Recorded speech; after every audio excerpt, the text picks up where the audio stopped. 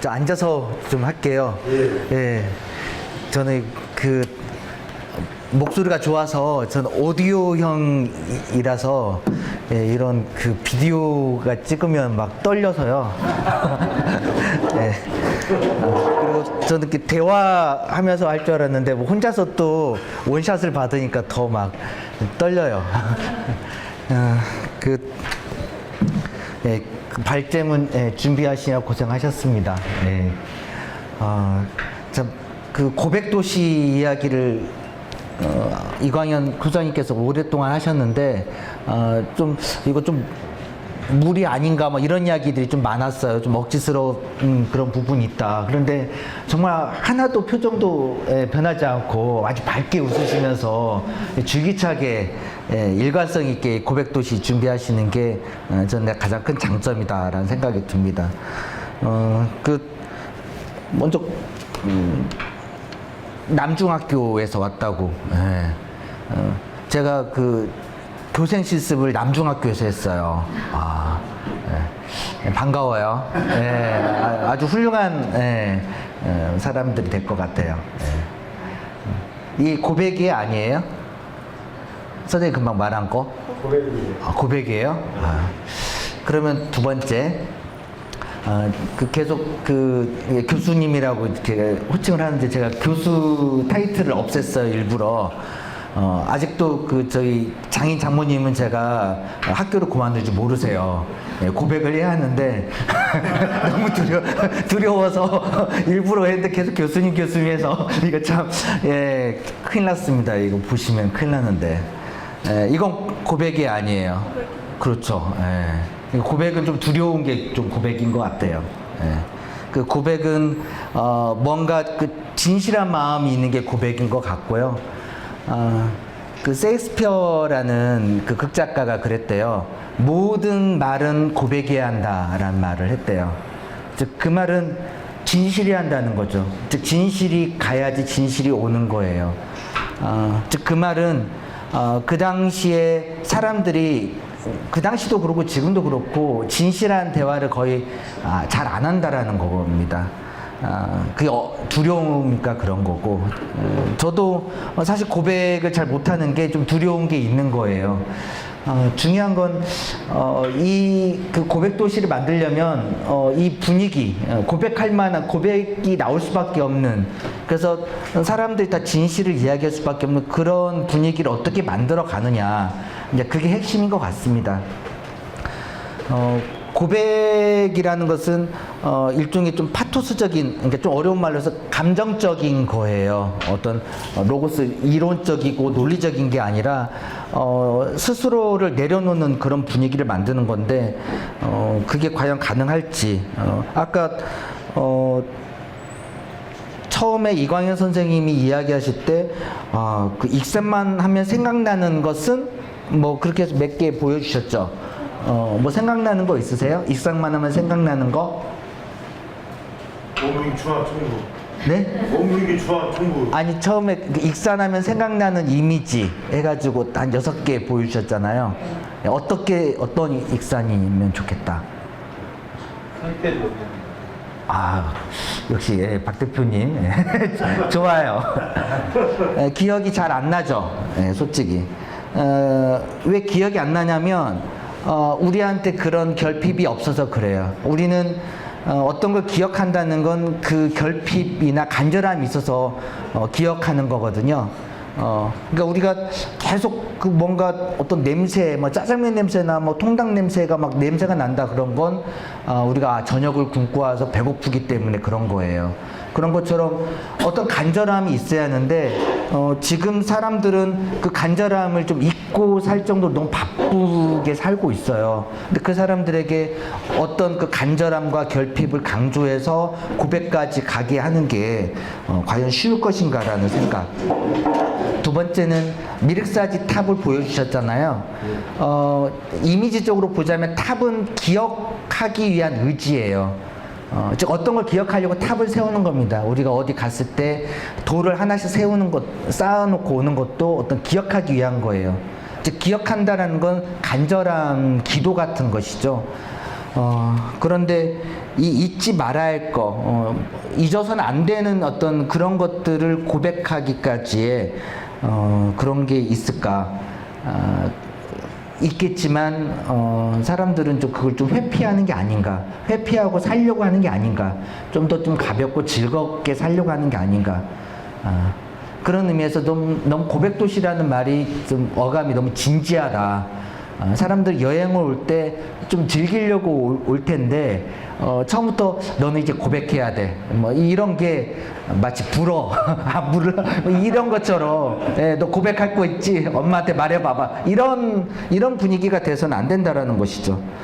사람들은 울면서 고백을 해도 바로 끝나면 눈물을 닦고 매운 떡볶이 먹으러 갔다가 노래방 가는 것이 더 좋은 그런 거라는 거예요. 그래서 이 진지함을 정말 진솔함으로 바꿀 수 있는 어떤 파토스적인 그런 비결이 있는가, 그런 게 이제 첫 번째입니다. 사실 이 고백 팔찌 놀이도 좀 장난스러운 거지 우리가 생각하는 고백이라는 개념은 아니잖아요. 두 번째는 어떤 장소성이 좀 필요한 것 같아요. 미륵사지나 아까 그 서동 그 생가에서 청소년 뭐 아니면 어른들 뭐 이런 장소성을 했었는데 좀 약간 그 결합이 좀 억지스러운 어떤 부분이 있습니다.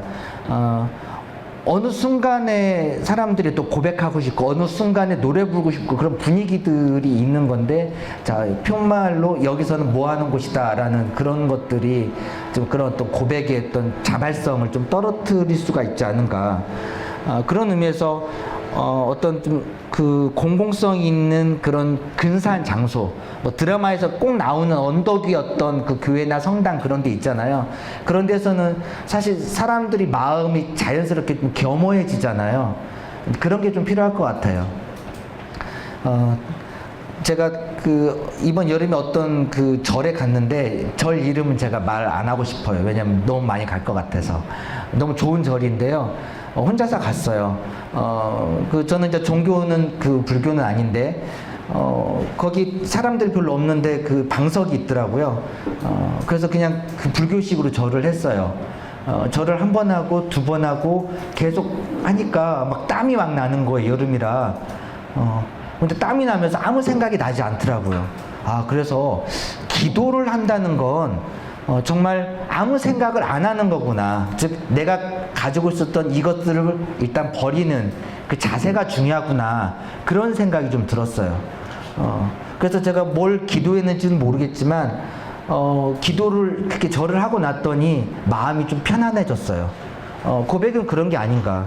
그런 어떤 그 간절한 어떤 마음을 내려놓고 자기의 어떤 자신을 찾아가는 그런 것이 아닌가. 그러려면 어떤 그 장소성, 혼자 있고 혼자만의 어떤 대화를 할 만한 그런 분위기를 좀 유도하거나 아니면 그런 장소하고 좀 미리 컨택을 해서 그런 것들을 해야 하지 않을까라는 생각이 들었고요. 또 하나 또 브랜딩에 있어서 어떤 하나 그 선결 과제는 축소예요. 즉 한마디로 어떤 부분에 여러 가지 어떤 레파토리를 보여주셨는데 좀 집중을 해야지 거기에 좀 대표성을 띌 수가 있어요. 모두가 같은 양의 어떤 에너지로서 여기저기를 하는 게 아니거든요. 어떤 한 부분을 좀 주목해서 나는 이걸 잘한다. 그러면 이걸로만 계속해서 사람들이 그걸 할 수 있게 하는 거. 그런데 좀 너무 다양한 레파토리를 준비하려고 하면서 좀 힘들지 않을까라는 생각이 들었습니다. 시간이 좀 많이 되는 것 같아서 마지막 한 가지만 더 하고 또 토론 시간 되면 또 말씀을 드릴게요.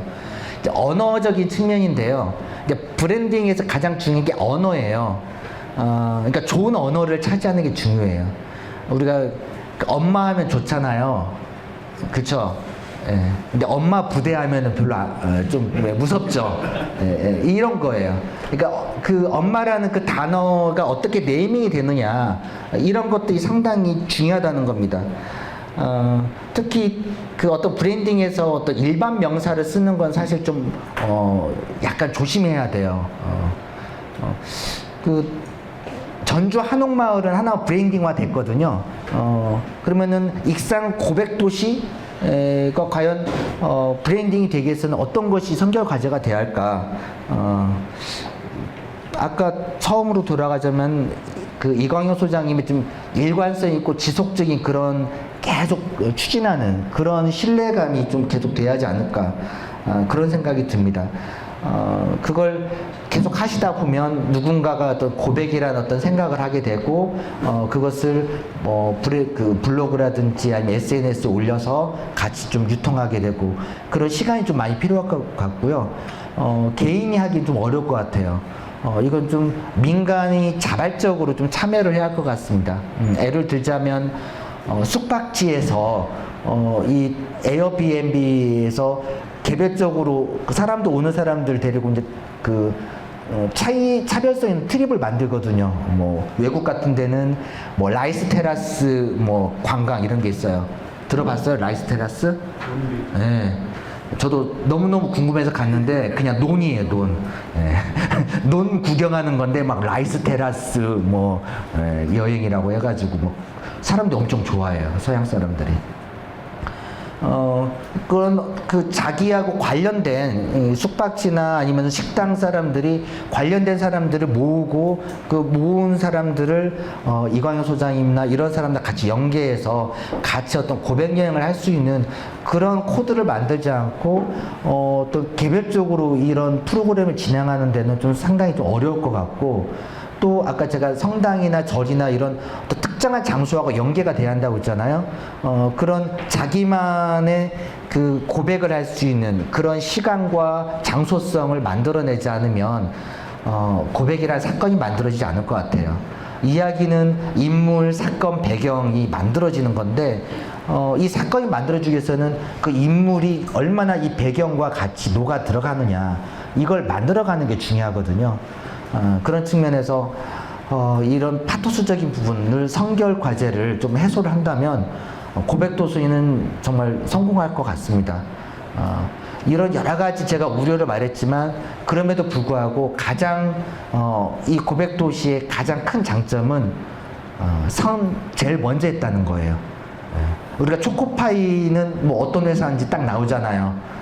새우깡도 어디인지 딱 나오고, 이건 제일 먼저 했기 때문에 그런 거거든요.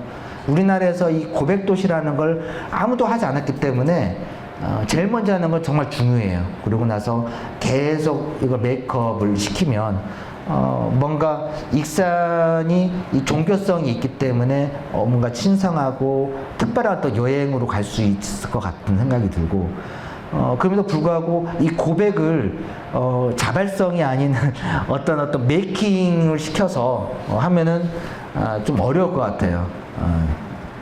고백하고 불어는 정말 다릅니다. 그런 측면에서 좀 다양한 이야기를 박형호 대표님이 그 토론문을 정말 재밌는 걸 가져오셔가지고 그걸 보시면 더 제가 이야기한 것들이 더 심화돼서 이야기가 될 수 있을 것 같습니다. 제 이야기 들어줘서 감사합니다.